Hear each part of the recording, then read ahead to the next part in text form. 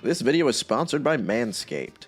Now, we all know that Manscaped provides products that help you maintain your business under the belt, and that's why this month Manscaped went that extra mile and partnered with the Testicular Cancer Society for National Testicular Cancer Awareness Month. Did you know that testicular cancer is the most common form of cancer among men ages 15 to 35? I can tell you, I know that a good chunk of you watching this fall into that category. So while you're using your Manscaped products, we'd like to remind you to check yourself for testicular cancer with an easy routine once a month. And to remind you to do that check, you can get the special edition TCS Lawnmower 4.0 trimmer for a limited time. There are only 10,000 units of these bad boys, so if you want to grab them, you gotta do it while you can. So if you want to get your hands on this limited edition lawnmower and contribute to the TCS yourself, you can head over to manscaped.com/TCS to get 20% off and free shipping if you use code Cosmonaut. You can also get more information about testicular cancer at that link. Just to remind you, that's 20% off plus free shipping with promo code Cosmonaut at manscaped.com/TCS. So, I went and saw the Super Mario Isekai, and I can definitely say it was one of the movies of all time. Yeah, the reviews have not been kind to this one, and honestly, I'm usually one to agree with the left side of the Rotten Tomatoes score, but the critics are kind of going a little too hard on this one. I mean, for me, this movie was exactly what I was expecting it to be.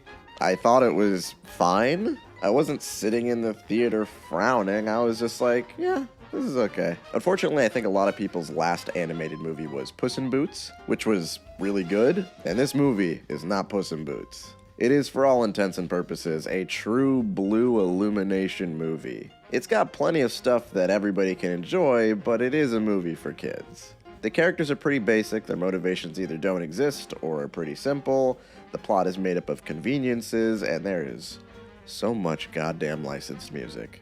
And I do think that they could have, not leaned into the kid aspect as much, because there are so many movies that are kids' movies, but also really good at the same time, and avoid feeling formulaic and dry. I will say this movie starts really strong. I liked how they contextualized Mario in his version of the real world.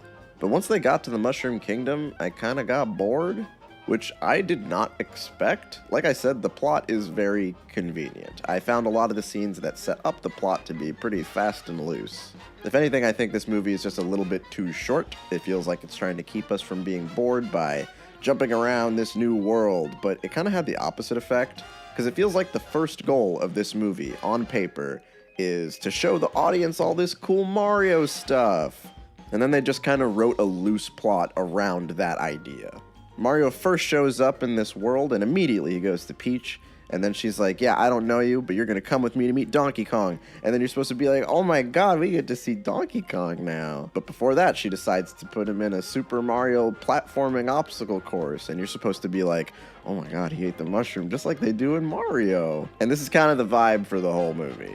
I will say that the world of Super Mario does not need a lot of context. I appreciate that this movie is like, yeah, we eat mushrooms and it makes us big. And they don't say anything else. And honestly, that's fine. I don't need to know anything else. However, it feels like this movie is more of a Super Mario sizzle reel than a movie. To the point where the actual character moments kind of felt jarring. Like a handful of times, Mario reminds the audience that his dad thinks he's a disappointment. And whenever I was reminded of that, I had to laugh. I'm supposed to feel bad for Mario, but I can't because I find it too funny. The movie works a lot better in the action set pieces, though. I can say that the action and the platforming scenes are very well directed. They flow extremely well, and it's supported by the animation. The movie looks really good. And once Mario leaves Toad City or whatever, and the plot is fully set up, the movie picks up a lot and it gets more fun. It's also a lot funnier after that point.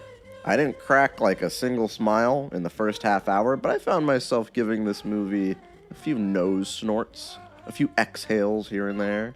However, I will say that one thing about this movie that is a mixed bag is the voice cast. For me, it was very hit or miss. In the first third, I was very distracted because I can't hear anything but the actors voicing the characters. I did not hear Luigi, I heard Charlie Day. I don't hear Princess Peach, I hear Anya Taylor-Joy. See, the thing is, most people know what Luigi sounds like, and it isn't this.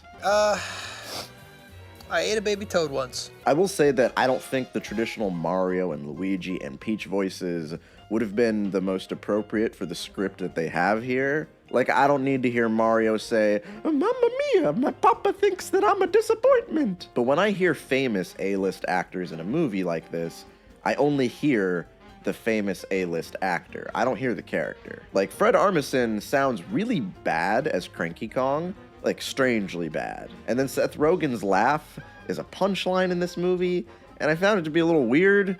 Like, it's funny, but it also pulls me out of the movie. Though I will say Mario and Luigi grew on me as the movie went on, and it got less distracting. Like, Chris Pratt is not the worst performance in this movie at all. He was fine. I do think he was still miscast, but for the most part, he worked for me.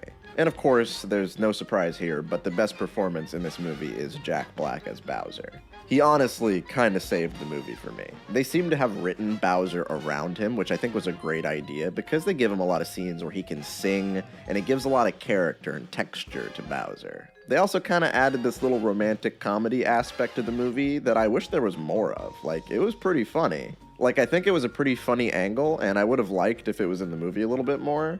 Making this into a love triangle for the Mario movie is very funny. I like it. But overall, it may seem like I'm ragging on this movie a bit, but I do think that if you go into it expecting it to be one of those animated movies that stands alone as a great film, you're gonna get disappointed, because this is a movie for kids. Everyone can enjoy it because it was clearly made with a lot of passion for the games, but they really do want to specifically grab that younger audience, and that is very obvious. And honestly, if I had a kid, they'd probably love it, and that would make me like it a lot more. But I don't have a kid. And when this movie ended, one of my friends said that Wreck-It Ralph did it better. And honestly, that was a pretty good point. Kind of made me think about this movie a little differently. But anyway, it's still a perfectly fine movie. That's honestly the best way I can describe it. It's fine. Is there like a little kid sticker that says fine? That's what I give this movie.